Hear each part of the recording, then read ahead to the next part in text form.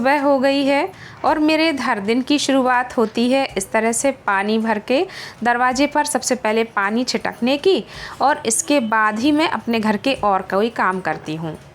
तो hello everyone, कैसे हैं आप सब? आप सभी लोग स्वस्थ रहें, सुखी रहें, ऐसी ही कामना के साथ शुरू करती हूँ आज का अपना ब्लॉग। सुबह सबसे पहले यही काम मेरा होता है। पहले सीढ़ियों में पानी डाला, इसके बाद फ्रेश वगैरह हो करके थोड़ी देर के लिए छत पर जाती हूँ और मेडिटेशन, योगा वगैरह जो 2-4 एक्सरसाइज करती हूँ, और इसके बाद मेरे घर के काम शुरू होते हैं। तो देखिए कितना अच्छा मौसम है, सुबह सुबह से बहुत अच्छा लग रहा है यहाँ पर छत में। और ये मेरे घर के पीछे का व्यू है। पीछे एक बहुत बड़ा सा गेस्ट हाउस है और ये देखिए उसकी लाइटिंग वगैरह बहुत ही अच्छा लगता है, मगर शोर भी बहुत होता है। जब कभी शादियां वगैरह होती हैं ना तो डिस्टर्ब भी बहुत ज़्यादा हो जाता है, मगर आसमान एकदम साफ़ है और यहाँ बैठकर बहुत अच्छा लग रहा है। थोड़ी देर मेडिटेशन और योगा करूँगी, फिर इसके बाद शुरू होते हैं मेरे सभी काम दिन के। बैठते हैं। और मुझे इस तरह से यहाँ अकेले बैठना बहुत अच्छा लगता है। थोड़ी देर अपने से और प्रकृति से बातें करने के बाद अभी नीचे आ गई हूँ और नहा धो कर के आज है सोमवती अमावस्या, तो मुझे तुलसी की फेरी लगानी थी। पीपल का पेड़ मेरे घर से बहुत दूर है और मैं वहाँ नहीं जा पाती हूँ, तो मैं तुलसी जी की ही परिक्रमा लगा लेती हूँ। तो मैंने बस यहाँ पर थोड़ा सा श्रृंगार वगैरह जो पूजा की सामग्री है वो सब चढ़ा दिया है, और इसके बाद 108 इसमें बिंदियाँ लगाऊंगी और इसके बाद ही अब इसकी फेरी लगाई जाती हैं। तो यहाँ पर इस तरह से फेरी लगा करके, और बस जो कुछ भी जिस चीज़ से भी आप फेरी लगाते हैं ना उसको दान कर दिया जाता है। लड़कियों को, सुहागन स्त्रियों को बहुत सारी चीज़ें होती हैं जिनसे आप फेरी लगा सकते हैं। घर गृहस्थी का सामान है, खाने पीने की चीज़ें, श्रृंगार का सामान है, कुछ भी आप इसमें इस्तेमाल कर सकते हैं। तो मैंने तो इस बार बिस्किट के पैकेट से लगाए हैं। और इसके बाद ये एक रात पहले की क्लिप है मेरी। मैंने रात में जो ग्रॉसरी का सामान आप लोगों के साथ में शेयर किया था, उन सबको मुझे भर कर के रखना था, तो मैंने यहाँ पर सब भर दिया है। और सुबह के लिए कुछ बादाम भी भिगो करके रख दिए हैं, और बस किचन वगैरह समेट करके थोड़ी देर में ही अब बस सोने के लिए चली जाऊंगी, क्योंकि सुबह से तो बहुत सारा काम हो जाता है। और अगर ये रात में थोड़ा सा टाइम निकाल करके हम लोग इन सब कामों को करके नहीं रखते हैं ना, तो बस फिर पैकेट यहाँ रखो वहाँ रखो और कुछ काम ऐसे ही पड़े ही रहते हैं। तो बस रात में किचन साफ़ किया तो सोचा कि चलो जो भी सामान है उसको भी मैं साथ ही साथ डिब्बों में भर करके रख देती हूँ।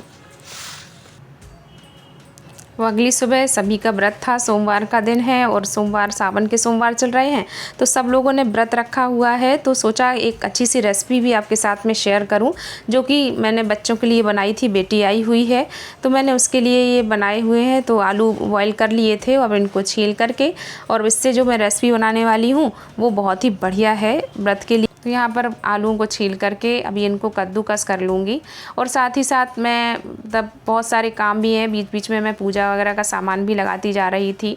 सावन का महीना चल रहा है और इन दिनों में तो शंकर जी की विशेष पूजा आराधना करने का महत्व है। तो शंकर जी के पूजा पाठ भी साथ में चल रहा है, तो सोचा कि चलो आज रुद्राभिषेक भी करा लेते हैं। तो मैंने यहाँ पर ये सब बना करके अभी रख दूँगी, क्योंकि बहुत सारा काम होने वाला है रुद्राभिषेक में। तो पूजा पाठ का जो भी सामान है उसको सबको मन में ही सोचती जा रही थी कि क्या क्या और चाहिए है। वैसे तो मैंने लिस्ट बना करके रखी हुई है और उसके हिसाब से ही सारा सामान मैंने लगा कर रख दिया था, मगर मन में फिर भी लग रहा है कि कहीं कोई चीज़ छूट ना जाए और कोई त्रुटि ना हो जाए। तो बस आलूओं को मैश कर लिया है। आधे आलूओं को कद्दूकस किया, आधे आलूओं को मैश करने के बाद इसमें थोड़ा सा जीरा, थोड़ा सा नमक मैंने इसमें मिलाया हुआ है, थोड़ा सा खटाई पाउडर डालूँगी और हरी मिर्च काट करके इसमें डाल दी हैं, और इनको इसके साथ में मैश कर लेना है।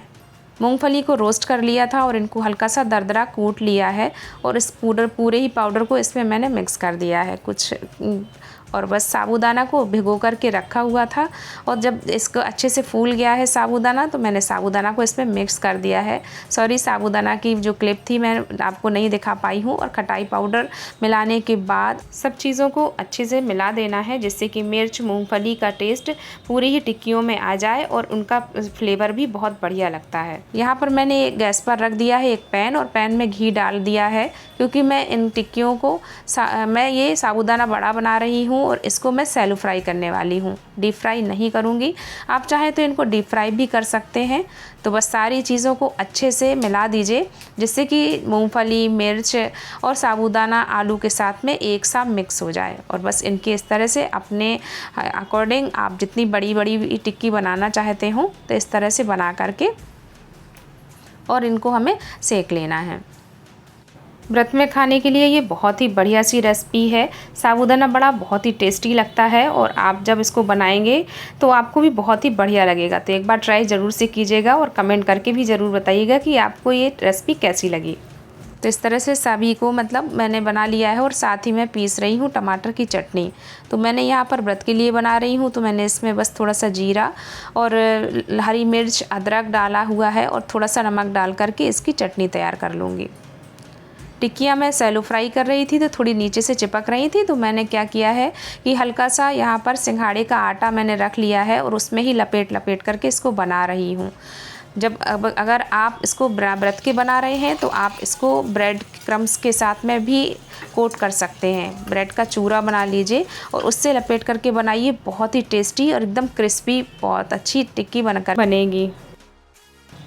और अब शाम का टाइम है, पंडित जी आ चुके हैं और मंदिर में रुद्राभिषेक के लिए पूजन शुरू हो गया है।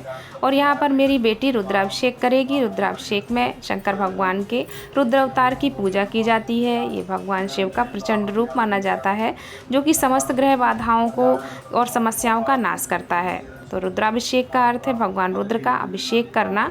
और रुद्राभिषेक में शिवलिंग को पवित्र जल, दूध, दही, पंचामृत से स्नान कराया जाता है। और सावन के महीने में तो रुद्र ही सृष्टि का कार्य संभालते हैं, इसलिए इस समय रुद्राभिषेक का बहुत ही ज़्यादा महत्व होता है।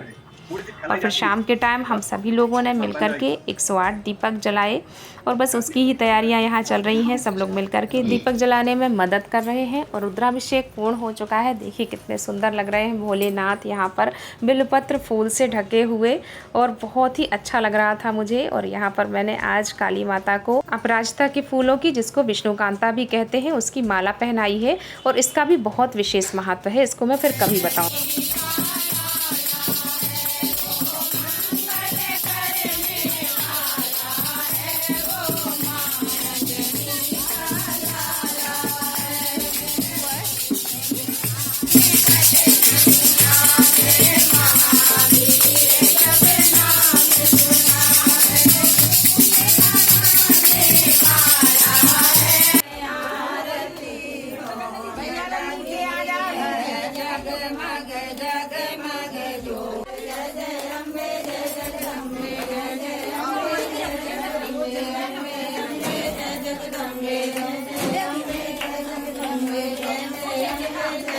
और मंदिर में ही 108 दीपक का ओम बना हुआ है, जो कि मनोकामना पूर्ति जिसकी भी होती है वो अलग से ही इस दीपक को जलवाते हैं इनको।